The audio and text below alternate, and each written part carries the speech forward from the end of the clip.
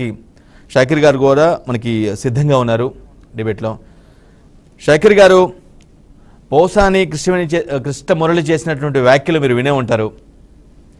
ఆయన చాలా సూటిగా స్పష్టంగా ఈ విధంగా అన్నారు. తమ నేతని ముఖ్యమంత్రి హత్య కుట్ర పన్నుతున్నారు, చంద్రబాబు సూత్రధారి, బీజేపీతో పొత్తులో ఉన్నాడు కాబట్టి తాను ఏమన్నా కూడా చెల్లుద్ది అనే విధంగా చెప్తున్న పరిస్థితి కనిపిస్తుంది. నిజంగా ఆయన ఆ కాంటెక్స్ట్లో అనలేదేమో అనేది కొంతమంది ఒపీనియన్. షాకిర్ గారు, ముందుగా వెంకట్ గారు మీకు, అదేవిధంగా ప్యానెల్లో ఉన్నటువంటి మిత్రులకు, బీఆర్కే ప్రేక్షకులకు శుభసాయంత్రం. వెంకట్ గారు, ఈరోజు రాజకీయాలు తీసుకుంటే మరీ ముఖ్యంగా ఈ చంద్రబాబు నాయుడు గారు 40 సంవత్సరాల అనుభవం ఉన్న వ్యక్తి. నేను 14 సంవత్సరాలు ముఖ్యమంత్రిగా ఉన్నాను, 14 సంవత్సరాలు ప్రతిపక్ష నేతగా ఉన్నానని చెప్తున్నటువంటి వ్యక్తి మాట్లాడే మాటలు ఎలా ఉన్నాయంటే ఫ్రస్ట్రేషన్ లో మాట్లాడే మాటల్లా ఉన్నాయి. నిజంగా మొన్న చూశాను నేను ఎన్నికల ప్రచారంలో భాగంగా ఆయన చెప్పిన విషయం ఏంటంటే వివేకం సినిమా చూడాలంట ప్రజలు. అదేవిధంగా జగన్ రెడ్డి రేపు నిన్ను చంపితే ఏమవుతుంది అనే మాట అన్నారు. అంటే ఒక్కొక్కళ్ళు తీసుకునే, మీరు చెప్తున్నారు ఏ కాంటెస్ట్ లో అన్నారనేది, ఒక సామాన్యుడు కానీ నాలాంటి వ్యక్తులు తీసుకున్నప్పుడు చంపితే అన్న మాట వాడినప్పుడు ఖచ్చితంగా అది అబ్యూజ్డ్ వర్డ్. అది ఖచ్చితంగా దీని మీద ప్రతి ఒక్కళ్ళు, ప్రజాస్వామ్యాన్ని గౌరవించే వాళ్ళు ప్రతి ఒక్కళ్ళు ఖండించాల్సిన విషయం. చూడండి, ఈరోజు చంద్రబాబు నాయుడు గారు ఏం చెప్పాలి? 14 సంవత్సరాలు నేను ఏం చేశాను? సరే, 14 సంవత్సరాలు వదిలేయండి. 2014 నుంచి 2019 వరకు నేనేం చేశాను, నా అభివృద్ధి ఏంటి, నా సంక్షేమం ఏంటి, మీరు ఎందుకు ఓట్లు వేయాలి, దాని గురించి చెప్పాలి. కానీ వివేకం సినిమా చూడండి, జగన్మోహన్ రెడ్డిని రాళ్లతో కొట్టండి, దున్నపోతు, ఈ మాటలండి చంద్రబాబు నాయుడు చెప్పాల్సింది. 40 సంవత్సరాల హిస్టరీ ఉందంటాడు, 40 సంవత్సరాల ఇండస్ట్రీ అంటాడు ఆయన. సో ఇలాంటి మాటలు మాట్లాడుతుంటే చంద్రబాబు నాయుడు గారు చాలా ఫ్రస్ట్రేషన్ లో ఉన్నారు. షాకిర్ గారు, మీరు ఈ పాయింట్ రైట్ చేశారు కాబట్టి అడుగుతున్నాను. గతం ప్రతి ఒక్కరిని ఎవరినైనా సరే వెంటాడుద్ది అని అంటారు గతం. సో ఈ కాంటెక్స్ట్ లో ఖచ్చితంగా మీరు 2019 ఎన్నికలకు ముందు ప్రచారంలో ఉరిది చేయండి, చంద్రబాబుని కాల్ చేయండి, గన్ పెట్టి కాల్ చేయండి, చాలా తీవ్రమైన వ్యాఖ్యలు మీ పార్టీ అధినేత కూడా, అప్పటి ప్రతిపక్ష నేత కూడా చేశారు. అవునా వెంకట్ గారు? ఇప్పుడు అదే నేను ఒక విషయాన్ని కోట్ చేశాను. నేను 40 సంవత్సరాల ఇండస్ట్రీ, మా జగన్మోహన్ రెడ్డి గారు 5 సంవత్సరాలు 10 సంవత్సరాల ఇండస్ట్రీ. ఆయన చెప్పారంటే ఈయన చెప్పారంటే కొంత తీవ్రత ఎలా ఉంటుంది? ఇప్పుడు ఈయన ఏమంటాడు, దేశంలో రాజకీయాలని చక్రం తిప్పినటువంటి వ్యక్తిని నేను అంటాడు, దేశ ప్రధానిని డిసైడ్ చేసే వ్యక్తిని నేను అంటాడు, దేశ రాష్ట్రపతిని డిసైడ్ చేసే వ్యక్తిని నేను అంటారు. కొంత క్రెడిబిలిటీ ఉన్న వ్యక్తి కదా. ఇప్పుడు జగన్మోహన్ రెడ్డి గారు అన్నారు, ఎస్ అన్నారు. చంద్రబాబు నాయుడు కూడా అంటాడు, జగన్మోహన్ రెడ్డి గారు అంటే కొంత ఆయన ఒక ఇమేజ్ ఉంది అంటున్నాడు, క్రెడిబిలిటీ ఉంది అంటున్నాడు. ఆయన అంటంలో ఎంతవరకు సబబు ఉంది మీరు చెప్పండి.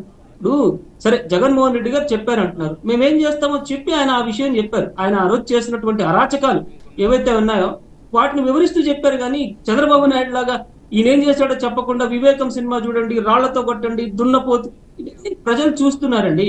ఇప్పుడు ప్రజలు చూస్తున్నారు కాబట్టి 2019లో మాకు 151 సీట్లు కట్టబెట్టారు, చంద్రబాబు నాయుడుకి 23 సీట్లు కట్టబెట్టారు. నిజంగా చంద్రబాబు నాయుడు మాట్లాడే మాటలు దానిలో నిజాయితీ ఉంటే ఆయన వేరే కాంటెస్ట్ అంటే రేపు రిజల్ట్ చూడండి ఎలా ఉంటుందో. సో ఇది మాకు, మీరు ఇందాక ఇంకొక విషయం కూడా అన్నారు, మైలేజ్ కోసం ఏమైనా పోసాని మురళీకృష్ణ మాట్లాడుతున్నారు. చూడండి వెంకట్ గారు, ఈ రోజు మాకు మైలేజ్ కోసం ఇలా మాట్లాడాల్సిన అవసరం లేదు. మేము మా నాయకుడు చాలా క్లియర్ గా చెప్పారు, మా వల్ల మంచి జరిగితేనే మీరు మాకు ఓట్లు వేయండి, లేకపోతే మాకు ఓటు వేయొద్దు. ఈ మాట చెప్పే ఒకే ఒక నాయకుడు దేశం మొత్తంలో జగన్మోహన్ రెడ్డి గారు మాత్రమే. ఇప్పుడు చంద్రబాబు నాయుడు గారు ఏం చెప్పాలి, నేను ఇది చేశాను, ఇది చేయబోతున్నాను, ఇది చూసి ఓటేమని చెప్పే ధైర్యం చంద్రబాబు నాయుడుకు ఉందా? ఇంకోటి కూడా, మా గురించి, మా ఆంధ్ర రాష్ట్ర ప్రజలకు మేము అందించిన సంక్షేమ అభివృద్ధి గురించి మాకు చిత్తశుద్ధి ఉంది, మాకు నమ్మకం ఉంది.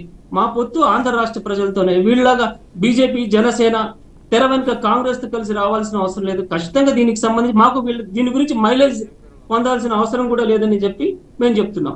ఇంకోటి కూడా, పోసాని కృష్ణమురళి గారు ఒక మాట మాట్లాడారు, బీజేపీ పొత్తు గురించి మాట్లాడారు. ఇప్పుడు ఆయన చెప్పినట్టుగా సుజనా చౌదరి గాని, సీఎం రమేష్ గారు గాని ఆర్థిక నేరస్తులు కాదా? మనందరికి తెలిసిన విషయం కదా. వీళ్ళ గురించే కాదు, ఏ నేరస్తుడైనా సరే బీజేపీలో చేరితే కడిగిన ముత్యం అయిపోతాడు అనమాట బీజేపీ వాళ్ళకి. ఇలాంటి మాటలు మాట్లాడినప్పుడు అది చంద్రబాబు నాయుడే కాదు, ఎవరు మాట్లాడినా కూడా కేంద్ర ప్రభుత్వం ఎవరుతున్న బీజేపీ పెద్ద మనిషిగా ఉన్నటువంటి నేషనల్ పార్టీ, కాంగ్రెస్ పార్టీ కానివ్వండి, బీజేపీ పార్టీలు ఖచ్చితంగా దీన్ని ఖండించాలి. ఇది ఖండించలేనప్పుడు అది ఏమవుతుంది, ఇలాంటి ఏదైతే ఇమాజినేషన్స్ ఉంటాయో చంద్రబాబు నాయుడు అనేది ఖచ్చితంగా అనుకుంటారు. షాకిర్ గారు, ఖచ్చితంగా మీకు ఈ వ్యాఖ్యల పట్ల అభ్యంతరం ఉంటే ఒక ఫిర్యాదు ఈసీ ఫిర్యాదు చేసిన తర్వాత రెస్పాండ్ కాకపోతే ఈసీ, అప్పుడు మీరు ఇటువంటి వ్యాఖ్యలు చేస్తే ప్రాపర్ గా ఉండేదేమో. ఫిర్యాదు చేసామండి, వెరీ నెక్స్ట్ డే మేము ఈసీకి ఫిర్యాదు చేయడం జరిగింది. దీని మీద విచారణ జరిగితే చూద్దాం ఏం దాని రిజల్ట్ వస్తుంది కూడా వెయిట్ చేస్తున్నాం. సో పొత్తులో ఉన్నారు కాబట్టి పట్టించుకోవట్లేదని ఒక అనుమానం మీది? ఖచ్చితంగా ఇప్పుడు నేను అదే ఇప్పుడు దానికి ఆయన చాలా ఎగ్జాంపుల్, చాలా క్లియర్ కట్ ఎగ్జాంపుల్ కోట్ చేశారు. ఇప్పుడు కేంద్ర ప్రభుత్వంలో ఉంది బీజేపీ, పెద్దన్నలాగా పాత్ర పోషిస్తుంది. దాన్ని ఖండించడంలో ఏం పోతుంది? ఇప్పుడు జగన్మోహన్ రెడ్డి గారి మీద రాయి దాడి జరిగింది, ప్రధానమంత్రి ఖండించలేదా? నరేంద్ర మోడీ ఈ విషయాన్ని ఖండించాలి కదా, ఇప్పుడైనా ఖండించాలి కదా. మీకు అర్థమైంది రాను రాను ఏమవుతుందంటే తన యొక్క రూపాన్ని చూపిస్తుంది అనమాట. నేను ఆ రోజు మోడీ ట్వీట్ చేయాలని అనుకున్నాను, yes Narendra Modi is different from this politics అనుకున్నాను, చాలా చక్కని పని చేశారు అనుకున్నాను. ఏదైతే ఈ రోజు నరేంద్ర మోడీ గాని బీజేపీ ప్రభుత్వం నుంచి కానీ కేంద్ర ప్రభుత్వం నుంచి ఏ ఒక్కరు విమర్శించలేదంటే పోసాని కృష్ణమురళి గారు మాట్లాడిన దాంట్లో 100% సత్యం ఉన్నది అందరికీ తెలుసు. కృష్ణవేణి గారు, శంకర కృష్ణవేణి గారు వినిపిస్తుంది అన్నమాట. కృష్ణవేణి గారు చెప్పండి సార్. నమస్తే అండి. రైట్. మీరు ఈరోజు టాపిక్ గురించి మీకు ఐడియా ఉండి ఉంటుంది. పోసాని చేసిన వ్యాఖ్యలు పర్టికులర్గా ప్రాధాన్యత సంతరించుకున్నాయి. అంటే ఒక ముఖ్యమంత్రి స్థాయి వ్యక్తిని హత్య చేసేందుకు చంద్రబాబు కుట్ర పన్నుతున్నారనేది ఆయన ప్రధాన వాదన. పొత్తులో ఉండటం వల్లే బీజేపీ సపోర్ట్తో ఎన్నికల సంఘం కూడా పట్టించుకోవట్లేదు అనేది ఇంకొక ఆరోపణ. రైట్. మీకు అటువంటి పరిస్థితి ఉందా? ఇప్పుడున్న సిచ్యువేషన్లో మీకు అటువంటి పరిస్థితి ఉందా? ఒక వ్యక్తిని హత్య చేయించాల్సిన పరిస్థితి మీకుందా? మీకు కానీ మీ కూటమికి కానీ? ఇది చాలా హాస్యాస్పదమైనటువంటి మాటలండి. అబ్యూజెస్ వర్డ్స్ అని పెద్ద పెద్ద మాటలు మాట్లాడక్కర్లేదు జగన్మోహన్ రెడ్డి గారు. ఎందుకంటే ఆ వర్డ్స్ ని పరిచయం చేసిందే వైఎస్ఆర్సీపీ పార్టీ. పొత్తు గురించి మీరు వాళ్ళు మాట్లాడడం అనేది చాలా హాస్యాస్పదం అండి. బీజేపీ కావచ్చు, మరి జగన్ గారు కావచ్చు, ఎందుకు ఎగ్జాంపుల్ చూసుకొచ్చండి. కేంద్రం సపోర్ట్ ఉంది కాబట్టి కూటమికి సంబంధించి కానీ చంద్రబాబు నాయుడు గారికి కానీ పవన్ కళ్యాణ్ గారికి కానీ కేంద్రం సపోర్ట్ ఉంది కాబట్టి అందుకనే పట్టించుకోవట్లేదని కేంద్రం మీద కూడా బురదేసేటువంటి పరిస్థితి ఇవాళ వచ్చింది. అంటే జగన్మోహన్ రెడ్డి గారికి ఓటమి భయం పట్టుకుంది. ఇవాళ ఓడిపోతే జగన్మోహన్ రెడ్డి గారు ఎక్కడుంటారండి? వెళ్ళిపోయి అండమాన్ జైల్లో ఉంటారు. అంతే తప్ప ప్రజల మధ్య తిరిగేటువంటి పరిస్థితి ఉండదు. అంటే వీళ్ళు చేసినటువంటి అధికారంలో ఉండి అధికార దాహంతో వీళ్ళు చేసినటువంటి దాష్టికాలు అటువంటివి. వీళ్ళు చేసినటువంటి ఇల్లీగల్ గా వీళ్ళు ఎలాంటి మాఫియా నడిపారు, ఎలాగ రాష్ట్రాన్ని దోచుకు తిన్నారు పందికొక్కులాగా అన్నది ప్రజలందరికీ తేటతెల్లం అయిపోతుందని ఇవాళ పవన్ కళ్యాణ్ గారికి కూడా చెప్పారండి. పవన్ కళ్యాణ్ గారు కూడా ప్రాణహాని ఉందన్నారు. ఇదే జగన్మోహన్ రెడ్డి గారు బ్యాచ్ హాస్యాస్పదంగా మాట్లాడారు. ఇవాళ పోషాని కృష్ణమురళి గారు పెద్ద పెద్ద మాటలు మాట్లాడతారు. పోషాని కృష్ణమురళి అనే వ్యక్తి ప్రజలు ఎలా చూస్తారంటే అండి, ఒక ఎంగిలి విస్తరలా చూస్తారు పోషాని కృష్ణమురళి అనే వ్యక్తిని. ఎందుకంటే కుక్కలు కూడా ముట్టుకోవడానికి అసహించుకుంటాయి. అలాంటి వ్యక్తిత్వం ఉన్నటువంటి వ్యక్తి పోసాని కృష్ణమురళి. ఆయన ఏదో పెద్ద విఐపి లాగా పెద్ద పొలిటీషియన్ లాగా వచ్చి మాట్లాడు. ఇలాంటి సైకోనా కొడుకుల్ని ముందు ఎంకరేజ్ చేయడం మానేయండి సార్. ఎందుకంటే పూర్తిగా ప్రజాస్వామ్యంలో మీకు అవకాశం ఇస్తారు. షాకిర్ గారు మళ్ళీ మీకు అవకాశం ఇస్తాను. నన్ను ఒకసారి మాట్లాడినివ్వండి. ఇదే కృష్ణవేణి గారు మీరు మాట్లాడే దుర్భాషలు మాత్రం వద్దు. కృష్ణవేణి గారు దుర్భాషలు వద్దు ప్లీజ్. మీరు మాట్లాడినప్పుడు నేను మాట్లాడలేదు కాబట్టి మీరు మాత్రం మాట్లాడకండి. ఒకసారి ఎవరు మాట్లాడినా అబ్యూజింగ్ వర్డ్స్ అయితే వద్దండి ప్లీజ్. చంద్రబాబు నాయుడు గారి గురించి ఎన్కౌంటర్ చేసేయాలని జగన్మోహన్ రెడ్డి గారు ప్రజల మధ్య పెద్ద పెద్ద పిలుపులు ఇచ్చారు. ఆ వేళ ఏమైపోయిందండి ప్రజాస్వామ్యం? ఆ రోజు ఏమైపోయింది? ఏదో అనుకోకుండా చిన్న మాట వస్తే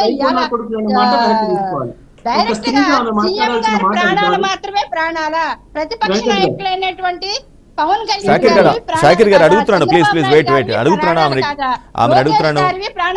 కృష్ణవేణి గారు బూతులు మాట్లాడద్దు ప్లీజ్. అవినాష్ రెడ్డిని అరెస్ట్ అవార్డు మీరు వెనక్కి తీసుకుంటేనే మంచిగా ఉంటుంది. మీరు చూసారా? న్యాయస్థాన పరిధిలో ఉన్న అంశాలు మీరు ఎలా జడ్జిమెంట్ ఇస్తారండి? న్యాయస్థాన పరిధిలో ఉన్నాయి, మీరు జడ్జిమెంట్ ఇస్తారా? గొడ్డలతో కొట్ట మీరు చూసారా? జగన్మోహన్ రెడ్డి గారు గొడ్డలతో కొట్ట మీరు చూసారా? న్యాయస్థాన పరిధిలో ఉన్న అంశాల గురించి మాట్లాడుతుంది. కంటెంప్ట్ ఆఫ్ కోర్ట్ అవుతుంది. మీకు న్యాయస్థానాల గురించి తెలియదేమో. కంటెంప్ట్ ఆఫ్ కోర్ట్ అవుతుంది. దయచేసి అర్థం చేసుకొని మాట్లాడండి. ఎవరు గుండిపోటండి? మీ నాయకుడు తెలుగుదేశం పార్టీకి సంబంధించిన ఆదినారాయణ రెడ్డి మొట్టమొదటిసారి చెప్పారు గుండిపోటని. తెలుసుకొని రావాలమ్మా డిబేట్ కి. సబ్జెక్ట్ డిబేట్ అవుతుంది please. Stick to subject please. Subject debate అవుతుంది. షాకిర్ గారు లెట్ us speak first. ఎవరైతే వివేకానంద రెడ్డికి సంబంధించిన అల్లుడు ఉన్నాడు రాజశేఖర రెడ్డి, ఆయన చెప్పారని చెప్పి ఆదినారాయణ రెడ్డి ఫస్ట్ స్టేట్మెంట్ ఇచ్చారు. వివేకానంద రెడ్డి గారు గుండెపోటుతో చనిపోయారని తెలుసుకోవాలి రావడానికి ముందు డిబేట్ ఆదినారాయణ రెడ్డి చెప్పారు. ఎవరు చెప్పారు? మాట్లాడితే నమ్మటానికి ఎవరు సిద్ధం కాలేదు. ఆదినారాయణ రెడ్డి చేయించాడా అంత క్లియర్ కట్ గా ఎందుకు మీడియా ముందు జగన్మోహన్ రెడ్డి చెప్పాడు. సార్ ఇప్పుడు ఈ రోజు చూస్తారు వీళ్ళు తెలియదేమో. ఏం చెప్పాడు ఆ రోజు? జగన్మోహన్ రెడ్డి బాబాయిని చంపించేస్తారని ఎంత క్లియర్ గా ఎన్ని గొడ్డల పోట్లు కొట్టారు, ఎన్నిసార్లు ఆయన కింద ఈడ్ చేశారు అన్నట్టుగా జగన్మోహన్ రెడ్డి గారు స్టేట్మెంట్ ఆ రోజు ఎందుకు ఇచ్చారు? దగ్గరుండి జగన్మోహన్ రెడ్డి గారు చూసారా? జగన్మోహన్ రెడ్డి గారు ప్రాణాలు ఉంటే ప్రాణాలైనా ఇవాళ ఆడపిల్లలు ఎంతమంది అదృశ్యమైపోయారు. వాళ్ళని ఎవరైనా కనుక్కొని తీసుకుని వచ్చారా? ఆడపిల్లలు ఎన్ని దాడులు జరుగుతున్నాయి, ఎన్ని హత్యలు ప్లీజ్ షాకిర్ గారు, కృష్ణవేణి గారు, సబ్జెక్ట్ డిబేట్ అవుతుంది. సబ్జెక్ట్ ప్రస్తుతం వివేక ఇష్యూ కాదు. ప్లీజ్ కృష్ణవేణి గారు, నేను అడిగిన ప్రశ్నకు సమాధానం చెప్పండి. కృష్ణవేణి గారు, కృష్ణమురళి గారి గురించి, కృష్ణమురళి గారి వ్యాఖ్యల గురించి మాట్లాడడం ముందు రక్షణ కల్పించండి. పరిధిలో ఉన్నటువంటి అంశాల గురించి మీరు ఎలా మాట్లాడతారు? మీరు ఎలా జడ్జిమెంట్ ఇస్తారు? దోషులు ఎవరు మీరు ఎలా చెప్తారు? చెప్పడానికి లేదు. మీరు ఎలా చెప్తారు? ఎదుర్కొంటారు, ఖచ్చితంగా ఎదుర్కొంటారు జగన్మోహన్ రెడ్డి గారు. ఎందుకంటే మీరు ఎవరినన్నా ఎవరినన్నా దాడులు చేసేయచ్చు, కుట్రలు పనిచేయచ్చు, ఎవరు చెయ్యని దానికి నిందలు తీసుకొచ్చి పవన్ కళ్యాణ్ గారి మీద, చంద్రబాబు నాయుడు గారి మీద వేస్తారు మీరు తీసుకొచ్చి. ఇదే కదండి. కృష్ణవేణి గారు, నా మాట ఒకసారి వినండి. కృష్ణవేణి గారు, ఒక్కటే సూటుకు వచ్చిన సరే, చంద్రబాబు నాయుడు గారు ఏ కాంటెక్స్ట్ లో అన్నారు మీరు ఎక్స్ప్లెయిన్ చేయగలరా? ఆయన అన్న మాటని జగన్ ఒకవేళ చంపితే అని అన్నారా? ఏ కాంటెక్స్ట్ లో మీకు అర్థమైంది? ఏ కాంటెక్స్ట్ లో అర్థమైంది? నిజంగా పోసాని కృష్ణమురళి గారు అలా మాట్లాడడానికి నిజంగా చంద్రబాబు నాయుడు గారు చాలా అనుభవంతో మాట్లాడతారని, ఎవరిని హత్యలు చేసేంత దుర్మార్గమైనటువంటి ఆలోచన ఉన్నటువంటి వ్యక్తి అయితే మాత్రం చంద్రబాబు నాయుడు గారు కాదు. ఎందుకంటే ఈయన చెప్తుంటారు, ఆయన అనుకోకుండా కొన్ని వర్డ్స్ డైరెక్ట్ గా ఈయన నేస్తున్నారు. జగన్మోహన్ రెడ్డి గారు కూడా పొరపాటున కొన్ని వర్డ్స్ వచ్చేస్తూ ఉంటాయి బయటికి. వచ్చేసినప్పుడు అవి తప్పు కానప్పుడు పొరపాటున ఏమన్నారు, ఏ కాంటాక్ట్ లో ఉన్నది కాదు. వీళ్ళంటే అన్నింటికి పెడార్థాలే తీస్తారండి వీళ్ళు ప్రతి దానికి ఎవరు మాట్లాడే వాళ్ళు ఏ తప్పు ఉందని పట్టుకుంటారు తప్ప, జగన్మోహన్ రెడ్డి గారు మాట్లాడితే 100 బూతులు ఉంటాయి, 100 తప్పులు ఉంటాయి, 100 అర్థాలు ఉంటాయి. నిన్న జగన్మోహన్ రెడ్డి గారు స్పీచ్ వినొచ్చండి. పోయేకాలం అన్నారు. పోయేకాలం అంటే ఎవరికి? మా పవన్ కళ్యాణ్ గారికి పోయేకాలం రావాలని కోరుకుంటున్నారా?